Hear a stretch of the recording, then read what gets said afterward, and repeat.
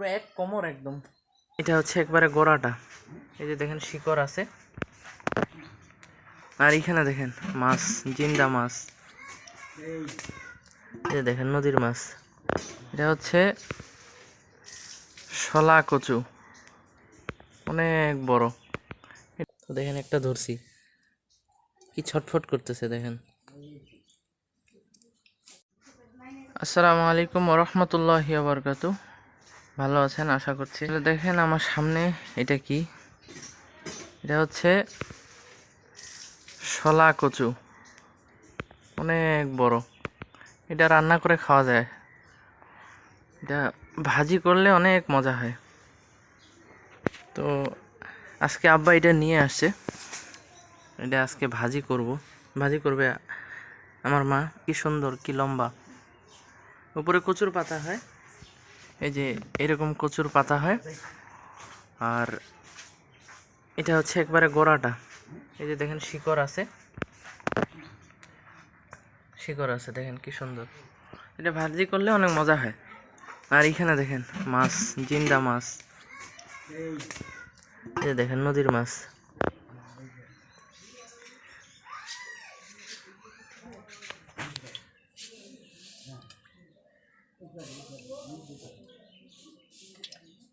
আমি ধরতে চাচ্ছি, ধরতে দেয় না।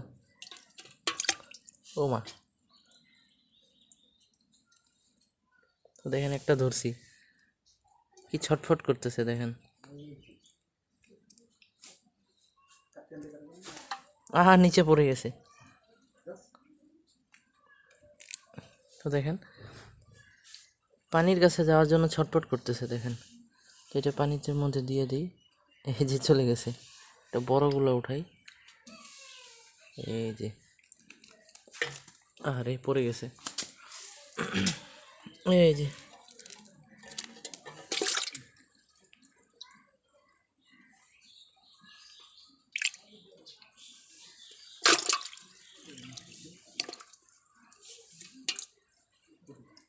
তো মরে গেছে।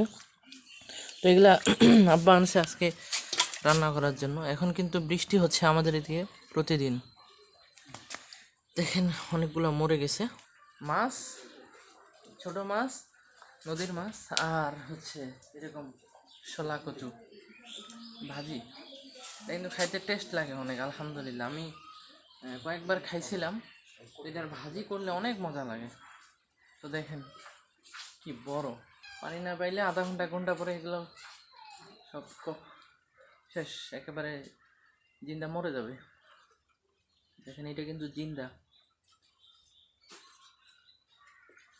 ছেড়ে দিলাম।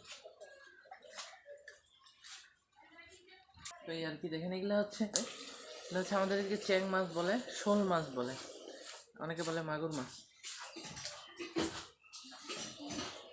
তো এই আর কি। বৃষ্টি হচ্ছে, দেখেন গাছগুলা দেখেন একেবারে কি তরতাজা হয়ে গেছে, সবুজ, একেবারে আরো সবুজ হয়ে গেছে।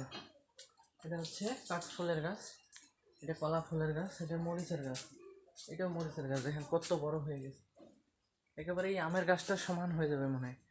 টেক্কা দিচ্ছে, টেক্কা প্রতিযোগিতা করতেছে মনে হয়, এই আর কি।